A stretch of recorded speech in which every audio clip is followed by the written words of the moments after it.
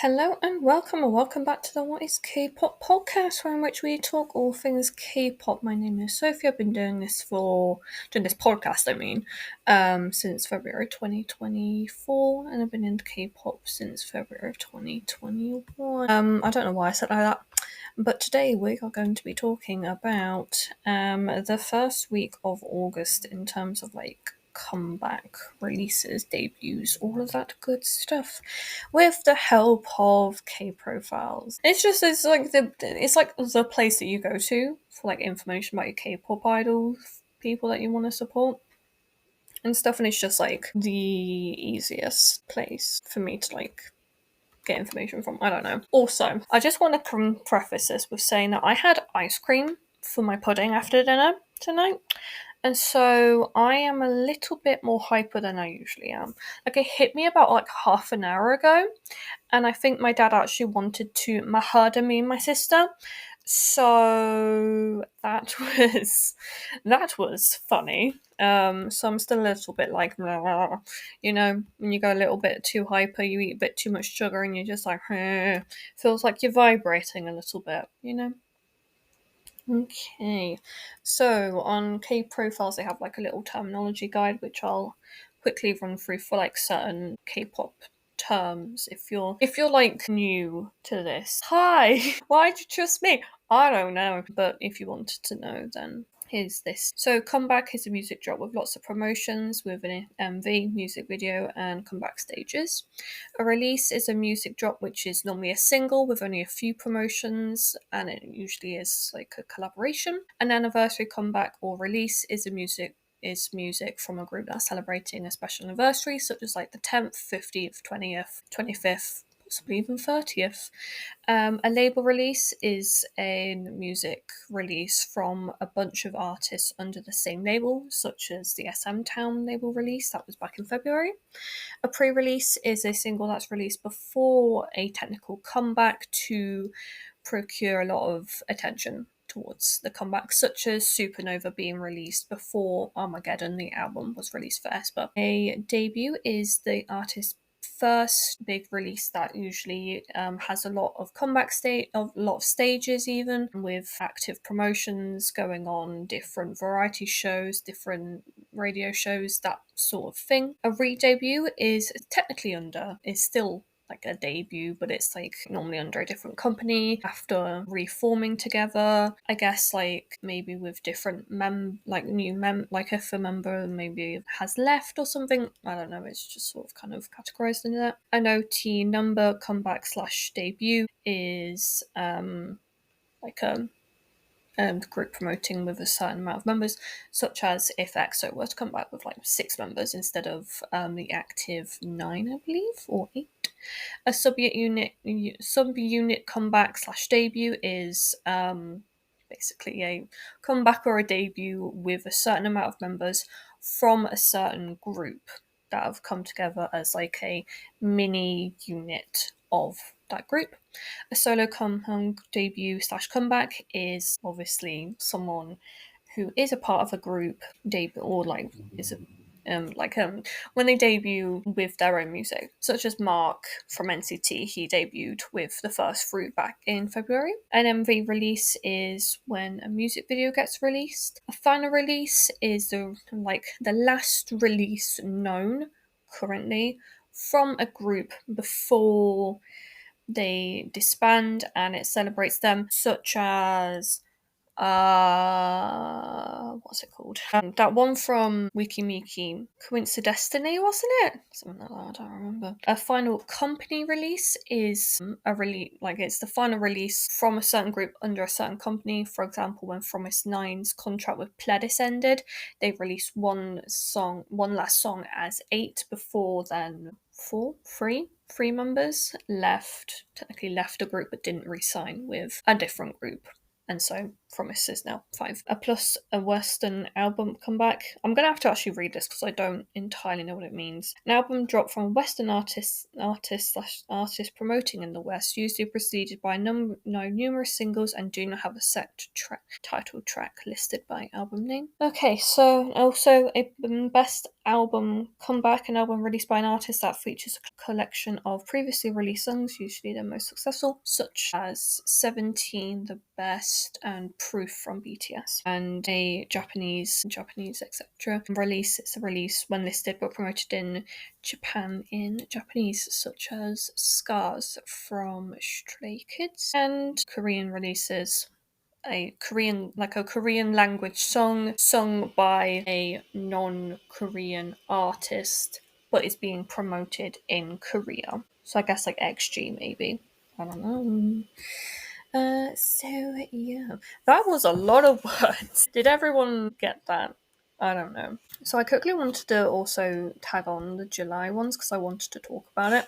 I'm basically just going to tell you which songs I liked. So it's not really a review, it's just me chatting, if that's okay. So we have from the 29th of July, ENHYPEN came back with Shine On Me for Japan. And I will say, I watched the performance version of it, and I'm just gonna say Nick has had the vocal glow up of the gods. Like his voice in With or Without You, it is beautiful, and in Demons too, which is like a cover song of an Imagine Dragons song, I believe. It's like yes, and on Shine On Me, it's just so satisfying. It's like just lightly scraping butter. I don't know. Is that weird? Probably is weird. And I've came back with Be Alright, but I've not listened to that. And then Sunghan debuted with his crew with Waste No Time. And I might talk about Sunghan's soul, but I don't know if there really is anything that can really be talked about, because I'm pretty sure I talked about Sunghan during the Rise episode, and the soul part of it will change every comeback. So I'm like, what's the point in me talking about it when the people who are part of the crew aren't going to stay consistent? If I'm remembering it correctly, I don't know, but I will talk about it if people want me to. Say My Name came back with I Love You, and it is kind of a cover, but it's kind of a reimagined cover, I guess, of the. I was listening to the original version of it earlier actually. I will just Can't Take My Eyes Off of You by Frankie Valli. And it's kind of similar, but it's got obviously K-pop infused into it. And I actually really loved the music video because now they have a new member called Shui. They kind of had to introduce her, and all the Say My Name members, if I'm following this closely or following this, all the members are cats, and so they find this cat at this swimming bath or swimming pool or whatever you want to call it, adopt it, give it the name Shuhi, or however you say her name, and Shui goes missing, and they find a girl at the swimming pool just casually, and the cat also gets a collar, and she's got Shui's collar on. So then they just adopt her into the crew, the Say My Name crew. So I was like, okay, yeah, sure, mate, sure. But no, I do like the cover.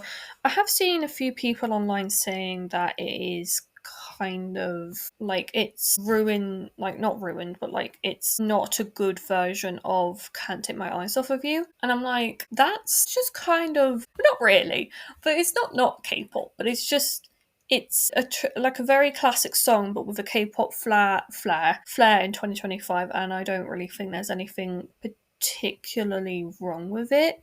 It's just, personally for me, it's not really my favourite rendition, but it's also kind of a cute, the music video was a cute way of introducing her, and I don't, if it's on, I'm not going to turn it off, but I'm also not going to actively search out the song. So I don't really see anything wrong with it. It's a song. Yeah. We also had Eyelet coming, well, kind of. They released a remix version of Jellius, which, let me tell you, I did listen to Bomb. I listened to the full EP, and I did like it. but I hadn't, gone back and really listened to their music because, there's a lot more music that I'm into, and it never really recrossed my radar to listen to it. And then I ended up listening, I watched a short actually, and it had Jellius in the background. So then I ended up listening to Jellius again, and that song's had me in a chokehold.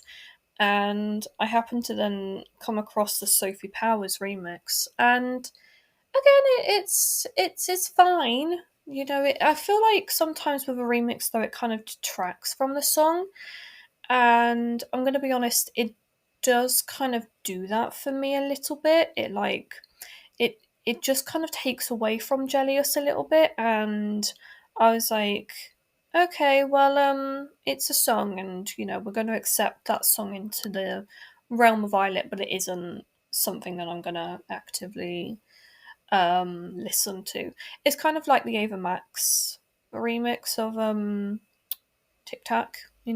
If if Ava Max wasn't in the song and then they just did the whole like weird English version, I think it would have been better, but then also more controversial. I feel like honestly I don't really like Ava Max's voice in general. And I didn't really like Sophie Powers' voice, but it's a release, and I'm sure if I listen to it some more, then I might begin to like it. I don't know though. My laptop is also on energy saver, so that's fun. We gotta move on a little bit. Nothing for the second. It's mainly also like the TXT members' solo songs that I did listen to, and they were alright. Yeah, it's nothing to complain about there. No, nothing to complain about at all. One song I have been getting into, and it came out, I kid you not, from when I'm recording this like 8-9 hours ago, is Dancing Alone by Kiki. My god, this song again. Chokehold. It has been tragic how much I've loved this song. I can't. It's annoying. Like my ability to remember a song and anything I liked about it kind of dwindles, but I know the feelings. And it's the music video is in like heart, like I don't know how to. There's a word for it, but like hypercolor. It's very vibrant, and it reminds me so much of just like summer when you're in school, like school summer holidays. And I think the storyline, which is a little bit weird given how young the members are, but also kind of tracks, is that first love that you have. And because obviously it's a girl group, it's kind of a bit of a girl love kind of situation. And I don't know if that was like the intention, but it did really remind me of that. It gave me those sorts of vibes. And I just really like the song, honestly. I would say that perhaps I am a Tiki, which is like a fan, which is their fandom name. I can't speak, I'm that hyper, which is their fandom name. But I'm not gonna sit here and say that I'm like their biggest fan in the world, because I'm not. I can appreciate their music from a subjective point of view. How old is Kaya? 2010. She's 14. I wouldn't say that's like the best thing given the MV's sort of vibes, like what sort of thing it kind of gives, but I don't know what Kaya was doing in the MV, because I'm really bad with faces. I've mentioned it a lot, but I'm really, really, really bad at faces. Like, it is to the point where my parents are like, "Are you good? Like, are you okay? Do we need to like sit down and talk about this?" I'm like, well, we don't really need to, because I've like, the problem with faces has been a problem my entire life. I've just never said it. But then, it's one of those things where as soon as you say that you have a problem with something, it instantly becomes like a point of, do we need to be worried about this? And I'm like, you don't. So it's okay. Like, we're all good here. We're all GG. don't know. That was so awkward. So what also came out today? Quite a lot of stuff came out today, actually. Blanky's DK came back. His name is Dokyeon now. It says Haruto, but I don't know if that's right. No, probably would have said so. Treasures Haruto. Tomorrow. Jarvis comes back tomorrow. So today, when you're listening to this. Like, I switched around some episodes so I could talk about this. Maybe on like a Wednesday evening, I'll just sit down and talk about songs that have come back and come out during the week. I don't know. Is that something we wanna hear? I don't know. Oh, John Somi comes back on the 11th. What day is the 11th? Okay, so Monday. Identities, first year unit, You Never Met debuts. I should talk about them, but then also I'm like, I don't want to. Like, I should, but I don't know if I can really talk about something that hasn't already been said. Ampersand. Oh, Ampersand's coming back on the 12th. Zuzini, which is Astro's subunit. New subunit come back on the debuts on the 13th, I should say. Young Posse. Oh, yeah, Young Posse comes back on the 14th. Maiden S debuts. Junhee from Ace, he debuts as a soloist. Ooh, this is fun. I love this. Mark from GOT7 is coming back on the 15th. Joy from Red Velvet comes debuts. No, comes back. Yeah, comes back on the 18th. Kepler comes back on the 19th. Boy Next Door comes back on the 20th. Late Turn comes back on the 1st. Stray Kids on the 22nd. Dive on the 25th. Chanyeol from EXO comes back on the 25th. So does he. Oh, my birthday. Lee Seok-kun comes back. So does Sunmi. Twice comes back with Venom on the 27th. Lunate with Elevation. Oh, that's fun. I love this. I love this lineup. Wolf will come back. I'm going to assume with a single. Triple I debuts this month, apparently. NCT Wish are having a pre-release. Then Treasure coming back on the 1st of September now. Eyelet, same day, so it's Monster X, and Zero Base 1. Okay. 80s are coming back for Japan. Okay. What I would like to see is Dexmon.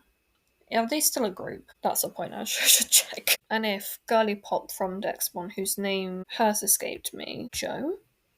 Isn't it? Yeah, Joe. Yeah. If he comes back as a soloist, I will be there. Yeah, I will be there. Because that kid went through a lot and he deserves better.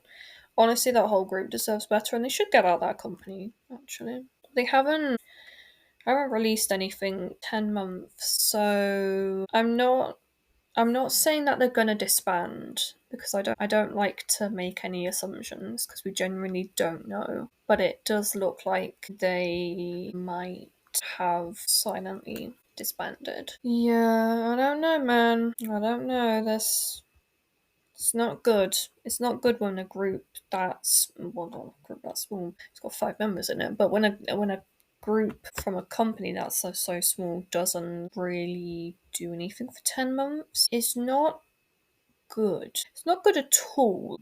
Have they like announced anything? No. What about on the? I don't know. I'll have to do a little bit of research, but I don't know. I really liked them. You know, I liked Vitamin U, wasn't it? Yeah, when he debuted. Not debuted. Sorry, when they came out with that on the last album as 6. Yeah, the stars that are aligning to say you're fucked. Sorry, I really am on one tonight. It's a problem. We all know it's a problem. I'm hyper. Yeah, they've not said anything. Pardon me. Yeah, it's a shame. Yeah, okie dokie. So that has been all for this week's, I guess, update on what's happening in K-pop, like music-wise. Yeah, I'll probably try and write down some of my opinions on things. Then, you know, I can give you a little bit more than I liked it or I didn't like it. But yeah, thank you as always for listening, and I'll talk to you guys again very, very soon. Bye!